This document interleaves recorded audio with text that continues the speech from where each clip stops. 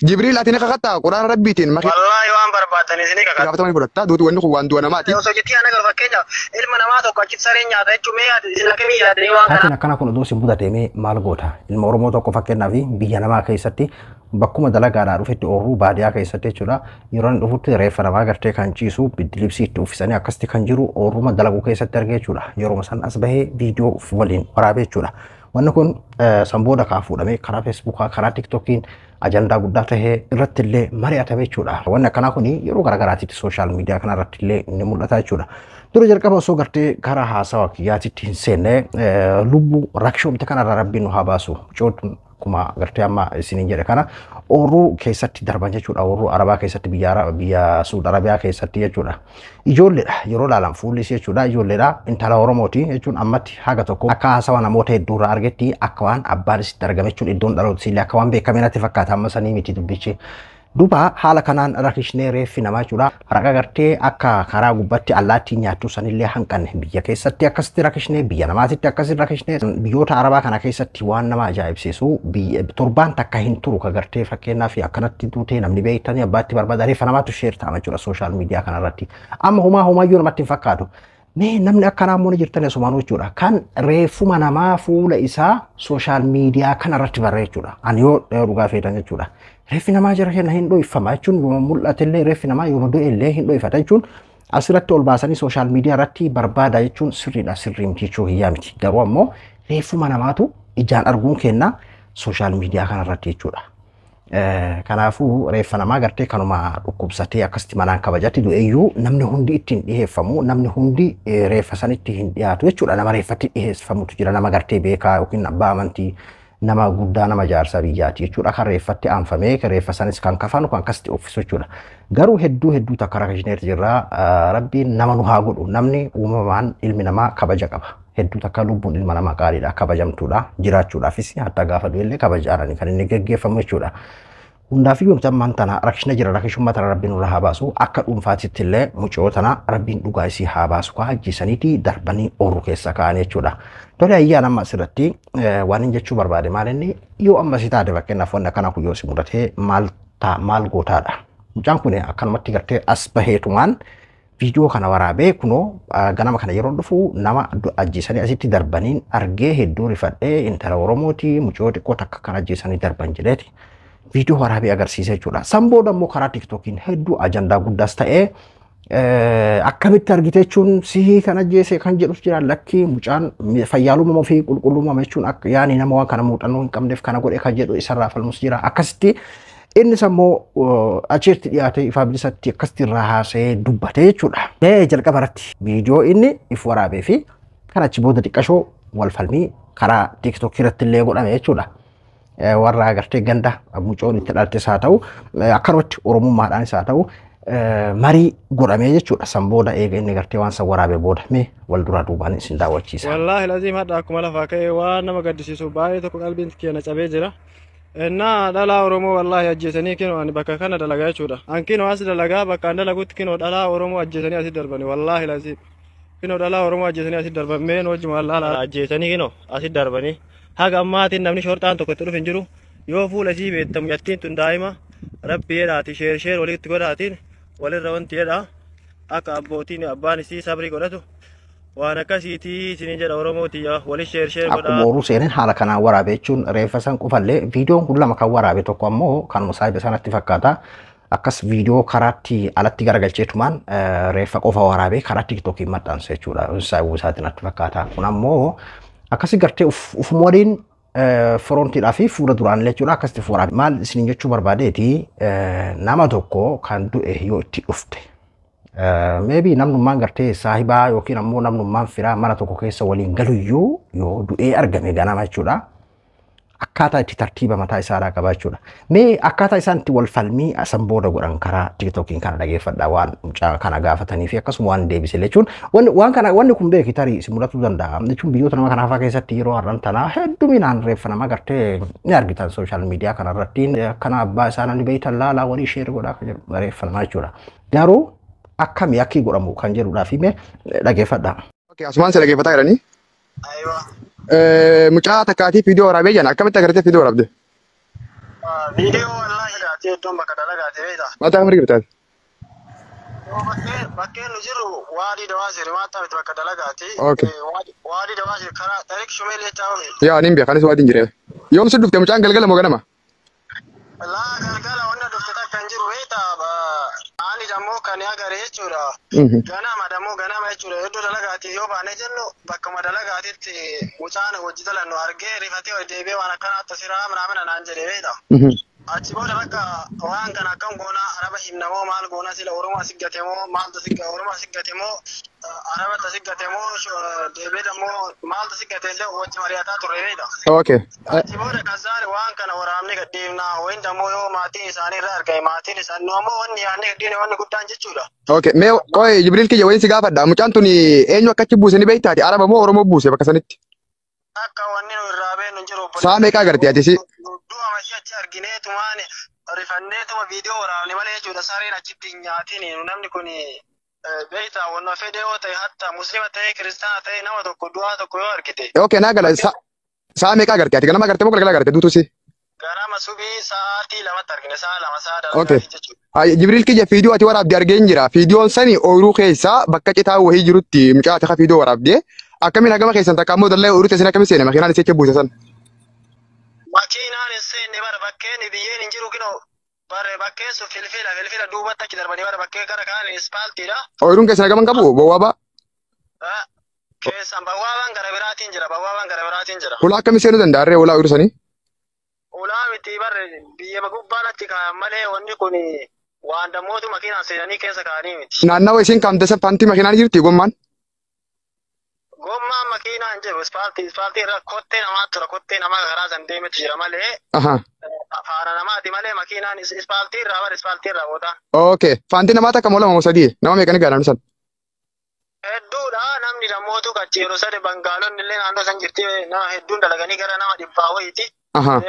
Bakka san dhaqanii ilaalanii daddawanii jarriin sodaatti dammoo iqaamaa kana biraa garraan hin dhiisanii uummata sodaattee girriitti jechaadhe. Ayyee galatoomi. Waan siin jedhu mucaan san hangam takka bubbulte achi jechuun sa'a akkamii kaafamte achi maaltu kaasee hoo?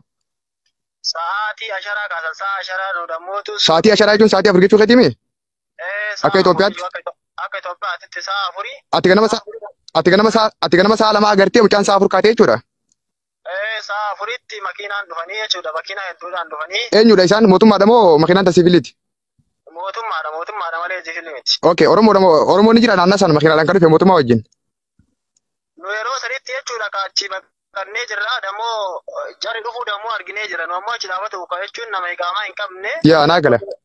Osoo nu qabanii rakkoodha waan ta'eef nu dammoo yeroo sanitti achi deemneera haramnillee dammoo achi deemaa jedhe shortaan hin dhufti. Okay. Akkanuma ture yeroo takka mana keessaa gaafii bira. Mucaa san qaama sirraa dhawaa yookaan dhiiga wayii takka ammoo dhiitaa agartanii jirtanii isin laaltanii?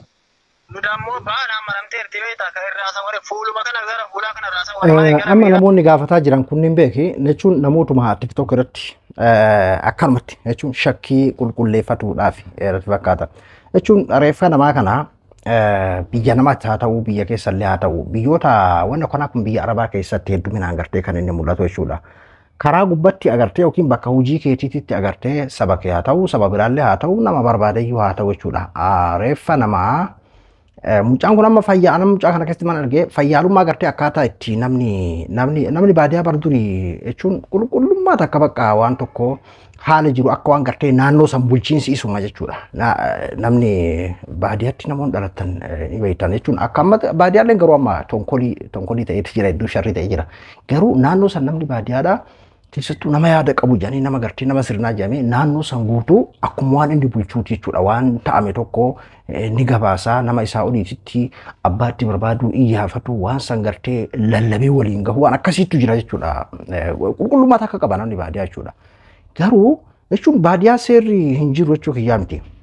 Magaalatti saahiba kee fira kee fedhu ilma kee abbaa haadha kee haa ta'u jechuudha. Nama tokko kan ifin du'e haa ta'u yookiin ammoo gartee kan qaama hin beekamneen ajjeefame tokko cal jettee viidiyoo waraabdee sooshaal miidiyaa irratti maxxansuun gonkumaa sirriimti jechuudha.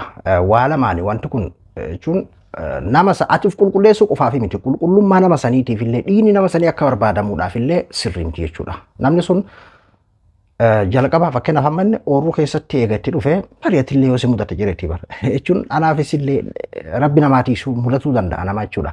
nama san eega gartee fakkeenyaa fi du'aatti itti dhuftee yookiin yoo danda'ame qaama seeraatitti inni ammoo gartee nama seeraatitti gabaasuu kan hin dandeenye qaama kan hin qabne taate abbaa maal jedhama kafiilettaniin abbaa itti gaafatamaa isaa jechuudha abbaa woroodha jechuudha kafiila jedhamanitti fakkaata dhiifama kafiil isa sanitti himuudha jechuudha yoo san irra dabre ammoo yoo gartee Oromoo community jiraate kan gartee namni isaarra wayyaadha kan namni akka gartee akka communitytitti achi keessa kan gartee waa'een dhimma nama Oromoodhaa tokko isa ilaallatu yoo jiraate nama sanitti himuudha jechuudha. Fayyaalummaa gartee qalbii qulqullummaa baadiyyaa takkaan keessatti arginu mucaa kana keessatti isas beekuu baadhu jechuudha.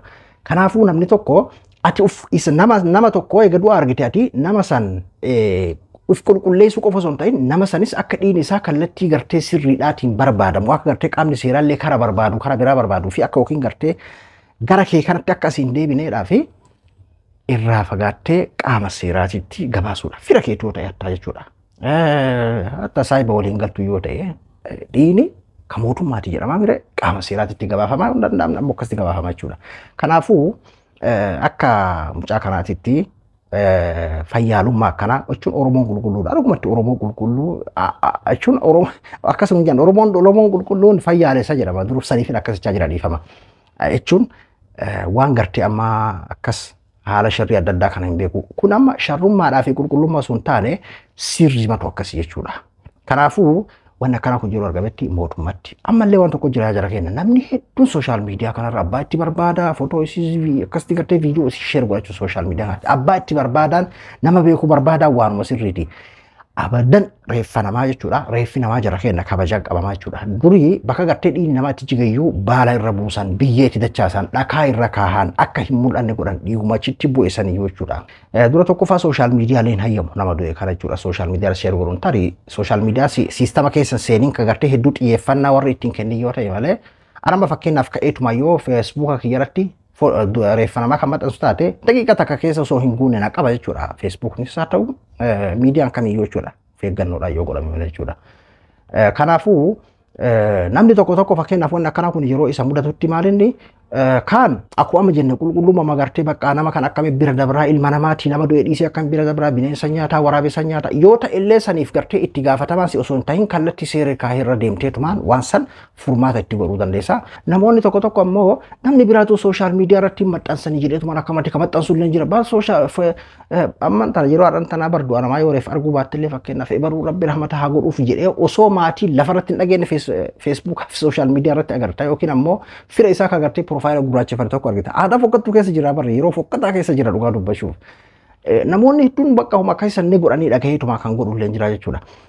Inni biraa immoo kanuma gartee foloodhaan suukannii coraan irratti du'ee reeffa namaatiin boru kan ofiifis reeffa ta'uudhaaf deemu reeffa namaatiin kan foloo barbaadu illee jira. Kan dhugumatti immoo gartee waan kana dhugaan isaa haa baatu yookiin abbaan itti haa barbaadamu jedheetiin godhu illee jira. Kan itti beekamuuf godhu illee jira jechuudha. Haqiiqa rabbitu beeka. Garuu abadan kallattii kamiiniyyuu akka jechuun of eeggannoodhaan akkaataan itti godhamu hin jira. Akkaataa jechuun of eeggannoodhaan akka godhamu jira jechuudha. Garuu akka mucaa kanaatitti amma namni itti beektan itti koottaa abbaan haa argamu jedhanii akka itti waliin dhufeeraamu. Fuuluma kana gara fuula kana raasaa malee gara miilaa wanti allaale takka hin jiru. Uffata harka siirra dhammootu dhiiga jira harka sii jechuudha harka siirra dhiiga jira. Okay, battaaniyaa meeqaa jira si gubbaarra? Battaaniyaa takka. Amsoola jechuudha. Okay. Uffata guutuu irraa qabdi shiita waa hunda mataarraa maasara. Shiita guutuu irraa qabdi. Okay, harka siirra dhiigaa jira. Malee addatti uchuurraa qabde uchuurraa martanii ilaalle bakka isin dhoomte akka rasaasa ta'e akka ulee namaa ta'e akka hudhaa namaa ta'e. Ilaalle akkasii jechuun kan yoo ilaalle wanni kun beektaa itti dhiyaattee yoo ilaaltu basmaan si qabuu danda'a akkamitti jechuudha nama ta'e akkamitti harkaan qabda akka qabu ta'u jechuudha. Battaaniyaa sanuu sodaataa irraa marree ilaalle nuti. Okay, namni du'e shurufkaa takka ammoo riyaa wayii qaba waan ta'eef yoo itti dhiyaatan fooliin jira. Fooliin inuma jiru fooliin wanni dhawu takka hin jiru. Galatoome ayyee asuma dhaabbadhu. Jibriil ati ni kakattaa quraana rabbiitiin makiinaa achi buufte takka ammoo nama isin bira buuse kan beekne. Wallahi waan barbaadanii isin kakadhaanii faan bilisa. Yeroo makiinaa mootummaa akka kaaftee fi makiinaa achi buufte kan beekne ni kakattamii. Waan isin barbaadan isin kakadhaa maal taate abboof yaa qarratti dammoo namaa. Okay, akkaataa dhiigansi ilaalteen ati dhiinisi isaan kan gamta bubbulisi fakkaata yaada keetiin. Diinni harkana gogogee irraa bubbulee wallahi an akkasitti hin beeku yeroo bira keessanitti rifaadde wallahi rifaatu giddi mooraa biiroo sanuu dubbatu dadhabee jechuudha. Wallahi billahi jechuudha biiroo sana harkee jechuudha kam tokko asirratti dhugaadhaa dabbaal. wanni mucaan jiru sirriidha. Nama du'e tokko namni laaluun ni sodaata waan ta'eef. Jibriil ati okay Jibriil faana nama malee faanti makiinaa mucaa san bira hin jirtu mi naannaa isii? Faana makiinaa ispaaltii irraa borbootaan ispaaltii warra jechuudha. Ispaaltiin bakkeen duubni sun jechuudha. Duubni biyyee sun jechuudha. Achiin ispaaltii guddaan ispaaltiidha. Wanta kan sitti hima Jibriil. Jibriil wanta kan sitti hima dhaggeeffadhu. Baay'ee. Yoo warri muqiimaa warri iqaamaa qabu isin ayyamsiisee fedha kan keessaniin akka isin bira bultu takka ammoo deebi'anii akka fuudhan isin gaafatanii jiraatanii wanta ati ammaa asoote kanaan addatti faallaan yoo kadhufu ta'e itti gaafatamta. Kana waa abdaami? Kana gara barbaadaniin jechuudhaan wallaahi jechuudha. Haqarra jechuudha. Salaan dhiiftee gubbaan godhaatan haqarra nama kana akka deemuu miti. Okay, hojii dalaalummaa dalagee beektaati? Dalaalummaa wanni dalagee takka hin jiru abbo. Okay, ayyee wanta ati ammaa asoote kanaan faallatti namni akka isin bira kaa'ee fi nama isin bira buuse akka uuma qabdu yoo dhageenye itti gaafatamanii fudhatta. Duuti wanni kun waan du'a namaati. Walumarraa kafiidoo waraabessi waan ta'eef. Ati dhageettaan walumaa galatti sitti himuwaani. Waan kana waan irraa beeku tasuma ta'ee hin jiru. Arabni ajjeese nari biraa ajjeese wanni irraa beeku takka jiru. Viidiyoo argina namni haa agaru namni sareen fakkeenyaaf nama tokko fakkeenyaaf osoo achi diinee jenne fakkeenyaaf arabni tokko hin agaru fakkeenyaaf nama kana sareen nyaata. Dhugaadha. Ija namaa kana osoo jettee hin agaru fakkeenyaaf ilma namaa tokko achi sareen nyaata jechuun mee yaadde isin akkamii yaaddanii waan kana. Galatoomi. Himne arabicha jechuudha. Arabicha himne deemee namoota Bangaalonni illee hin deemee Paakistaan illee nama san naannoo san jechuudha. Qoy. Jibriil. Guututtu himne jennaan shortaa namoota dhufti arabichatti. Jibriil. Shortaa namoota dhufti asuma asii fagaadhaa asii gaafa asii sin qaban jechuudha. Yeroo takka.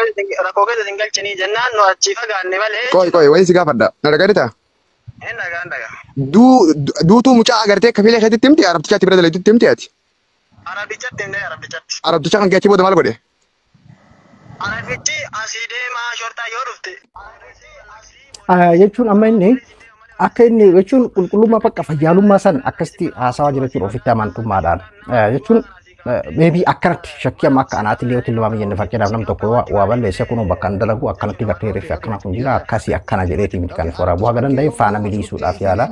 Akkaataa inni nama gartee qulqullummaan haasa'u kanaa miti warroonni gartee isa gaafate kunneenis warra gartee gadda mucioodhaa ta'uu danda'a.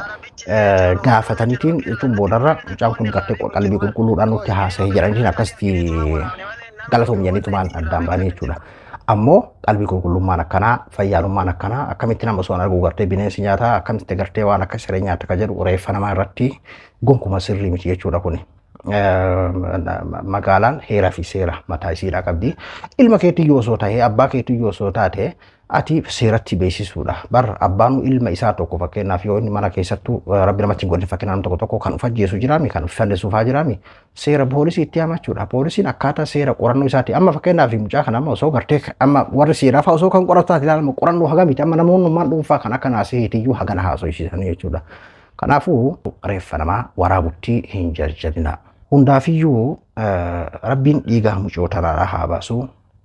Rakkishummaa tanarraallee rabbiin nu haa baasu. Wanti gartee viidiyoo kanaan isinii qooduu barbaadee fi mudannoon akkanaa kun hedduminaan sooshaal miidiyaa kanarra deemaatiin jira jechuudha. Dheengaddaa yeroo gartee viidiyoo kana argutti yeroo hedduu waan akka gartee reeffa namaa kanatti jarjaree fuudhee ajandaa karaa YouTube kanattiin fiiguun jechuun nan gammachiisu. Aga wanni sun gartee xiqqashoo tasgabbaahee yoo wanni sun ajandaan ta'in achumatti yookaan tasgabbaa'u taate tasgabbaahee yoo ammoo gartee fakkeenyaaf kallattiin isaa gartee deemee kan faca'u taate namni waan kana keessa gartee maal baratuu danda'a kan jedhu tarii namoonni gartee karaa miidiyaa biraatiin hin jirre karaa YouTube kanaa waa hordofanis akka waa irraa baratanii fuudhee fidaa jechuudha.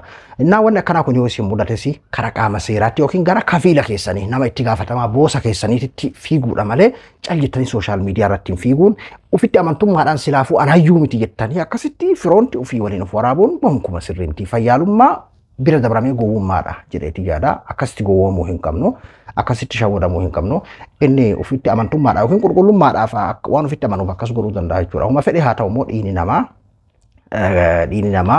guddaadha. Dhiini namaa kabaja qaba. Akka amanutti gartee rakishne kanaa miti. Dhiini namaa guddaadha. Akkasumatti gartee kallattiin adeemsa isaallee guddaadha waan ta'eef sirrii miti jechuudha. Qulqullummaa keetiifis qulqullummaa saniitiif illee jechuudha. Rabduu moobaala biraayii hanga qophii biraatti waliin deebinutti nagaan naa tura.